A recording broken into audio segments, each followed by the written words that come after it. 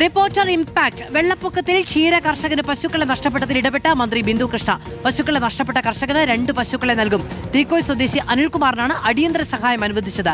നാളെ മന്ത്രി നേരിട്ടെത്തി പശുക്കളെ കൈമാറും. വെള്ളപ്പൊക്കത്തിൽ 11 പശുക്കളെ അനിൽകുമാറിന് നഷ്ടപ്പെട്ടിരുന്നു. സാന്ത്വന സജു വിവരങ്ങളുമായി ചേരുകയാണ്. സാന്ത്വന, രാവിലെ നമ്മളുടെ റിപ്പോർട്ടർ സംസാരിക്കുന്ന സമയത്ത് സഹായിക്കാം എന്ന വാഗ്ദാനം അധികൃതർ നൽകിയിട്ടുണ്ട് എന്നുള്ളത് അവർ പറയുന്നുണ്ടായിരുന്നു. ഈ ഇൻഷുറൻസിനും ഒക്കെ പുറമെയാണ് ഇപ്പോൾ 2 പശുക്കളെ കൈമാറാൻ മന്ത്രി നേരിട്ടെത്തും എന്ന വിവരങ്ങൾ നൽകിയത്. 11 പശുക്കളെയാണ് നഷ്ടപ്പെട്ടത്. അവരുടെ നഷ്ടത്തിന് പരിഹാരമൊന്നുമല്ല, മറ്റ് സഹായങ്ങളും ഒക്കെ വഴിയെ വരും. പക്ഷേ അടിയന്തര സഹായമായ 2 പശുക്കളെ നൽകും. മാധു, അത് തന്നെയാണ്. ഈ അനിൽകുമാറിന് നഷ്ടപ്പെട്ടതൊന്നും നമുക്ക് തിരിച്ചു കൊടുക്കാൻ കഴിയില്ല.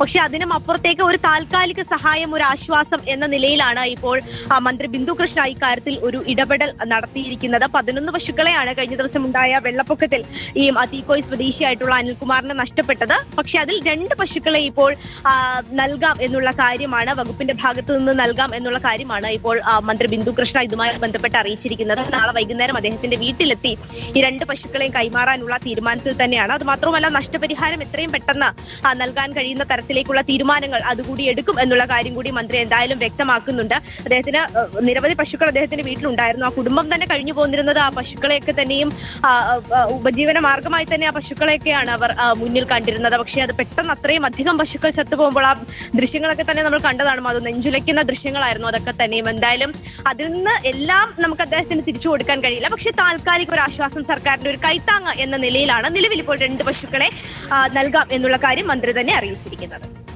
സാന്ത്വന സജുവാണ് വിവരങ്ങൾ നൽകിയത്.